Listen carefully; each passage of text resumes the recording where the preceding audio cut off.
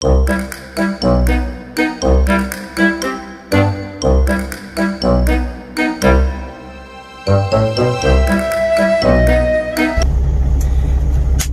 it's another morning. I let my wine cold crash overnight in the insulated cooler bag with the ice. The ice melted, of course, but it is still quite cold in there. And today we're going to do our first.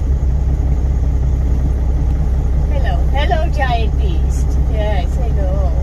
Who's so good?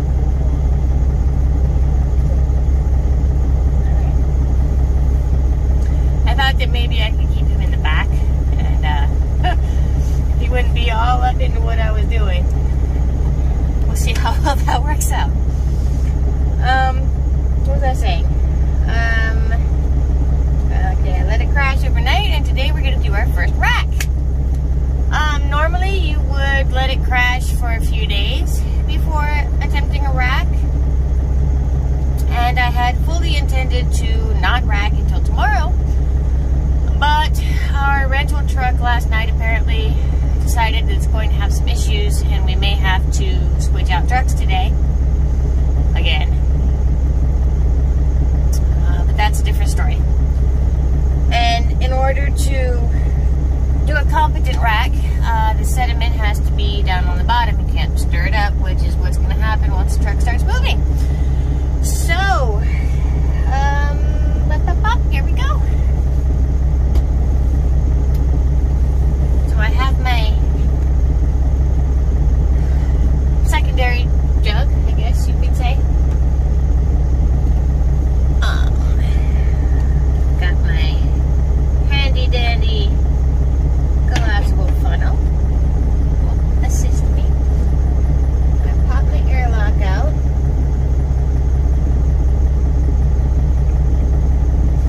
Now, in order to do this, there's different ways. The easiest, well, I won't say the easiest. One of the better ways is to have a siphon and to just siphon out the juice and leave the sediment behind. I didn't feel really confident doing that in the truck, just because. The most difficult way, which is the way we're going to attempt, is to pour it off in one smooth pour and get as much of the juice out as you can before the sediment starts to stir up into it and come out into your fresh jug. And then you just let what's left over sit for a while, and then it will separate too, and then you try it again, etc. A lot of people will also get those. Yes, hello. I see you down there. We'll also get those water jugs from like Walmart,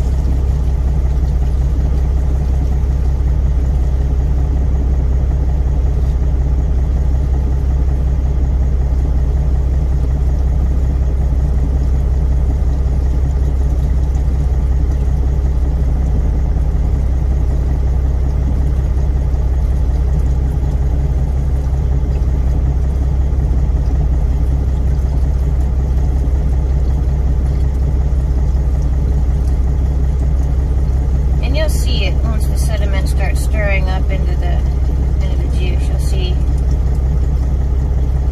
cloudy strands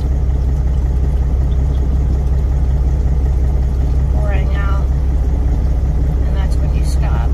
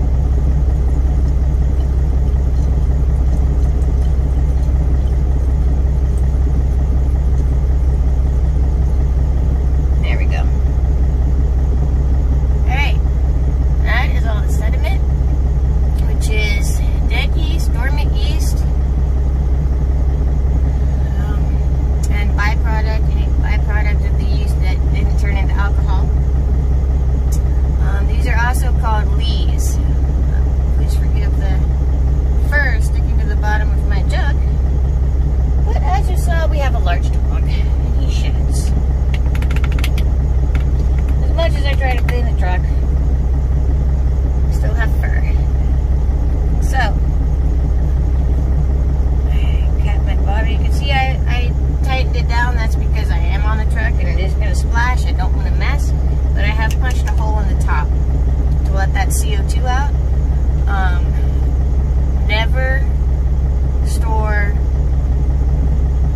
Never store your juice in the fridge or elsewhere where it cannot breathe, because that CO2 will build up in there, and I don't want to say it'll explode, but it'll pop. Say that, it'll pop like a balloon. So I do have a hole punched in the top there to allow that CO2 to escape. Normally you would just set this back in the fridge with the cap on, just loosely like that. Make sure it can get out there.